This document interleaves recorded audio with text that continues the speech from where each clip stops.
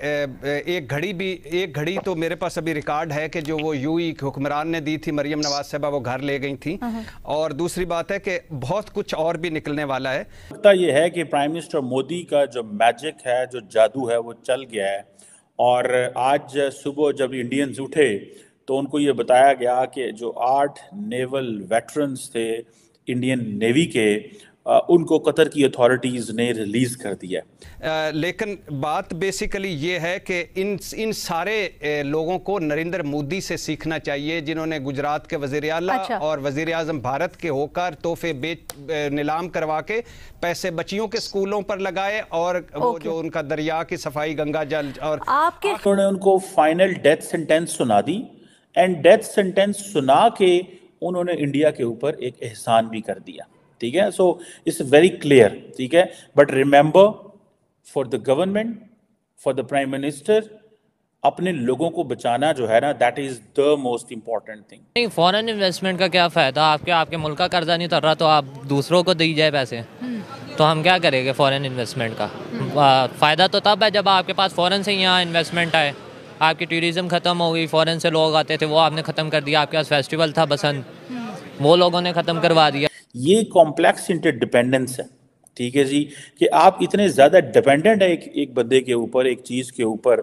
इसीलिए पाकिस्तान को भी अक्सर इनकरेज किया जाता है कि इंडिया के साथ कारोबार करें, लेकिन हम उस वक्त ना ये चीज़ें कर सके। बट लेट्स अंडरस्टैंड कि just before the elections prime minister Modi one a huge diplomatic success.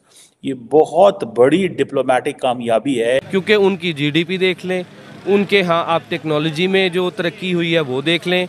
लोग गाड़ियों में अक्सर कंपैरिजन करने बैठ जाते हैं, जी वो गाड़ी पाकिस्तान में इतने की है, वहाँ पे इतनी, भाई 2.5 लाख की, यहाँ पे 30 लाख। उसमें आप कंपैरिजन इसलिए नहीं कर सकते कि हम जितनी गाड़ियाँ 3 साल में बनाते हैं वो एक दिन में या 15 दिन में उतनी बात कर रहे हैं। बहुत सारे ऐसे लोग जो उस तरफ रहते हैं बॉर्डर के कश्मीर, उनके साथ हमारे कनेक्शन है, हम से वो कहते हैं कि ठीक है इंडियन एक तरह से ऑक्यूपेशन है, लेकिन पाकिस्तान के निस्बत हम बेहतर हैं in terms of infrastructure, in terms of education. বন্ধুরা, এটা তো আপনারা সকলে জানেন যে ভারতের 8 জন পূর্ব নৌসৈনিকের মধ্যে 7 জন কাতার থেকে সেফলি ভাবে ভারতে ফিরে এসেছে। আপনারা শুনে অবাক হয়েছিলেন তখন যেদিন কাতারের তরফ থেকে ভারতের 8 জন পূর্ব নৌসৈনিকের উপর মিথ্যা আরোপকে লাগিয়ে তাদেরকে মৃত্যুর সাজা ঘোষণা করা হয়েছিল। আর সেই সাজা ঘোষণার পরে থেকে বিশেষ করে পাকিস্তানের পূর্ব পাকিস্তানিরা অনেক আনন্দিত হয়েছিল। কারো কারো কাছে ঈদ পালন বলে মনে হয় সেই দিন, আবার কেউ কেউ তো পাকিস্তানের তরফ থেকে বেশি পূর্ব পাকিস্তানের মানুষগুলো লুঙ্গি তুলে নেচেছিল। তারা বলেছিল আমরা অনেক হ্যাপি। কিন্তু যখনই এই খবরটি বেরিয়ে আসে যে ভারতের ক্ষমতার সামনে মাথা নত হয়ে কাতার সরকার ভারতের 8 জন পূর্ব নৌসৈনিককে মৃত্যুর সাজা ঘোষণা থেকে স্টপ দিয়ে তাদেরকে সেফলি ভাবে ছেড়ে দিয়েছে, তার মধ্যে 7 জন ভারতে ফিরে এসেছে। তারা ফিরে এসে ভারতের এয়ারপোর্টে এসে ভারতের নরেন্দ্র মোদীর স্লোগানকে দিয়েছে। তারা বলেছে ভারতের প্রধানমন্ত্রী নরেন্দ্র মোদী ছাড়া এটা কখনোই সম্ভব নয়। যেটাই হোক, আমাদের ডিপ্লোমেসিকার ভারতের কতটা ক্ষমতা সেটা তো গোটা বিশ্ব একবার দেখে নিল, সাথে জনমদখনী কাঙ্গাল পূর্ব পাকিস্তানি সহ পাকিস্তানিরা। আর এই বিষয়টাকে নিয়ে এখন পাকিস্তানের ভেতরে একটাই চিন্তা। যেই দিন ঘোষণা হয়েছিল সেই দিন তারা একটাই কথা বলেছিল যে কাতার কখনো কাউকে মাফ করেনি, এদের মৃত্যু সাজা ঘোষণা হয়ে গেছে, এদের শাস্তি অনিবার্য। পূর্ব পাকিস্তানের অনেক আনন্দিত হয়ে বলেছিল আমরা তো এটাই চেয়েছিলাম, ভারত টুকরো হোক, ভারতের মানুষকে এইভাবে যেন সাজা দেয়া হোক। কিন্তু যখনই সামনে খবর বেরিয়ে আসে কাতার এদেরকে সম্পূর্ণ ছেড়ে দিয়েছে ফ্রিলি, তখন থেকে পূর্ব পাকিস্তান আর পাকিস্তানিদের ভেতরে ঘুম নেই। এদের কমেন্ট সেকশন, বিশেষ করে সোশ্যাল মিডিয়া গেলে এই সমস্ত পোস্টের নিচে আপনারা গেলে দেখতে পাবেন যে এরা কতটা আনহ্যাপি, কতটা চিন্তিত। এই সমস্ত মানুষগুলোকে জানায় এক বালতি সমবেদনা। যেটা হোক, পাকিস্তানি ঘরের ভেতরে এখন জোরসোরে এটাই চর্চা হচ্ছে এটা কিভাবে সম্ভব। বন্ধুরা, আপনারা পুরো ভিডিও ক্লিপটি দেখে নিন, পুরো ভিডিও ক্লিপটির মজাটিকে ওঠান। আর হ্যাঁ, চ্যানেলটিতে কেউ নতুন হলে কিন্তু কেউ সাবস্ক্রাইব করতে ভুলবেন না। और वो बहुत बेहतर वो उस तरीके से जी रहे हैं। और जो नरेंद्र मोदी है ही कैन मेक इट। और जो रिसेंटली मोदी साहब की उधर मुलाकात हुई COP28 पे, if I am not wrong, उधर अबू धाबी में, वहाँ पे भी, या दुबई में आई थिंक हुआ था, तो वहाँ पे भी यही जो मेजर डिस्कशन हुई थी। पाकिस्तान में सबसे ज़्यादा जो भी काम होता है, जो भी इन्वेस्टमेंट होती है, जो भी डेवलपमेंट होती है, वो पंजाब के अंदर कंसंट्रेटेड होती है। ठीक है, इस्लामाबाद कैपिटल है, उसके अलावा मतलब पंजाब के अंदर मेनली कंसंट्रेटेड होती है और जो दूसरे पेरिफेरल एरियाज हैं वो कम्प्लीटली इग्नोर हो जाते हैं और बलूचिस्तान सबसे ज़्यादा इग्नोर्ड और सबसे ज़्यादा ओवरलुक प्रोविंस है। मिस्टर मोदी का जो मैजिक है, जो जादू है, वो चल गया है। और आज सुबह जब इंडियंस उठे तो उनको ये बताया गया कि जो 8 नेवल वेटरन्स थे इंडियन नेवी के, उनको कतर की अथॉरिटीज़ ने रिलीज़ कर दिया। और ये जारी बात है, आपको पता है कि 2022 से जो थे वो जेल में थे और इनके ऊपर जो चार्जेस थे वो बड़े सीरियस थे और इनको डेथ सेंटेंस सुना दी गई थी और ऑन द चार्जेस ऑफ एस्पिनेज। ये एक that was not something very, जैसे कहते हैं ना कि कोई अच्छी नहीं थी इंडियंस के लिए। लेकिन इसके ऊपर बड़ी पहले भी हमने ये बात की थी कि जो नरेंद्र मोदी है he can make it.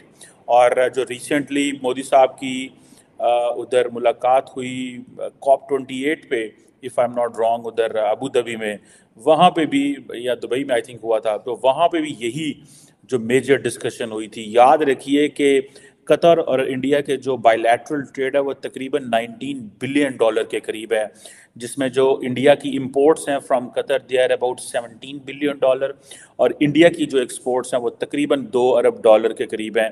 Largely it's an LNG, LPG, chemicals, petrochemicals, plastic, aluminium वगैरह जो है वो कतर एक्सपोर्ट करता है इंडिया को। देखिए ये बड़ी इंपॉर्टेंट चीज़ें होती हैं। ये जो डिपेंडेंस है ना, हम एक बोलते इंटरनेशनल रिलेशंस में एक थ्योरी है कॉम्प्लेक्स इंटरडिपेंडेंस। ये कॉम्प्लेक्स इंटरडिपेंडेंस है, ठीक है जी, कि आप इतने ज़्यादा डिपेंडेंट है एक बंदे के ऊपर, एक चीज़ के ऊपर। इसीलिए पाकिस्तान को भी अक्सर इनकरेज किया जाता है कि इंडिया के साथ कारोबार करें, लेकिन हम उस वक्त ना ये चीज़ें कर सके। बट लेट्स अंडरस्टैंड कि just before the elections prime minister Modi one a huge diplomatic success. क्या समझते हैं, एक साइड पे हम कहते हैं हमने इंडिया साइड कश्मीर के ऊपर भी जो सा ना वो हमने जाना है, वहाँ पे जो सा आज़ाद करवाना है, ये करना है। वहाँ की डेवलपमेंट की बात करें, आप गिलगित बल्तिस्तान से हैं, आपके उस साइड पे लद्दाख होगा, वहाँ पे हम ये सुनते हैं 3G के ऊपर वर्क किया जा रहा है, वहाँ पे सड़कें बनाई जा रही हैं, 5G के ऊपर वर्क किया जा रहा है। क्या कहना चाहेंगे वहाँ की डेवलपमेंट लद्दाख में और गिलगित बल्तिस्तान में फर्क क्या देखते हैं? वेल हम देखें ट्विटर के ऊपर बहुत सारे ऐसे लोग जो उस तरफ रहते हैं बॉर्डर के कश्मीर, उनके साथ हमारे कनेक्शन है, हम से वो कहते हैं कि ठीक है इंडियन एक तरह से ऑक्यूपेशन है, लेकिन पाकिस्तान के निस्बत हम बेहतर हैं in terms of infrastructure, in terms of education facilities and all, और वो बहुत बेहतर वो उस तरीके से जी रहे हैं। और जहाँ हमारी बात है गिलगित बल्तिस्तान की, तो वो आपके सामने है, जो हमारे चार्टर ऑफ डिमांड्स आप पढ़ ले, उसमें कितने ग्रेव इश्यूज हैं कि जो बेसिक फंडामेंटल राइट्स हैं उन्हीं से हम महरूम हैं। हमारे आप ये अंदाजा लगाए कि 20 लाख की आबादी के अंदर एक वेमेन कॉलेज या इंजीनियरिंग कॉलेज नहीं है। अच्छा, गिलगित बल्तिस्तान, ये बड़ी कोई ऑथेंटिक बात कर रहे हैं कि मतलब एक भी वुमेन कॉलेज नहीं है? एग्जैक्टली नहीं है, women university, I mean women university नहीं है हमारे पास, कॉलेज इंजीनियरिंग और मेडिकल कॉलेज नहीं है 20 लाख की आबादी के गिलगित बल्तिस्तान में। और ग्रेवेस्ट थिंग अबाउट इट कि हमारे सामने से सीपेक ओरिजिनेटिंग वो पॉइंट गिलगित बल्तिस्तान है, सीपेक के उसमें 5G जो नेटवर्क है जो सबसे फास्टेस्ट, वो हमारे सामने से गुजर के जा रहा है, लेकिन हमारे पास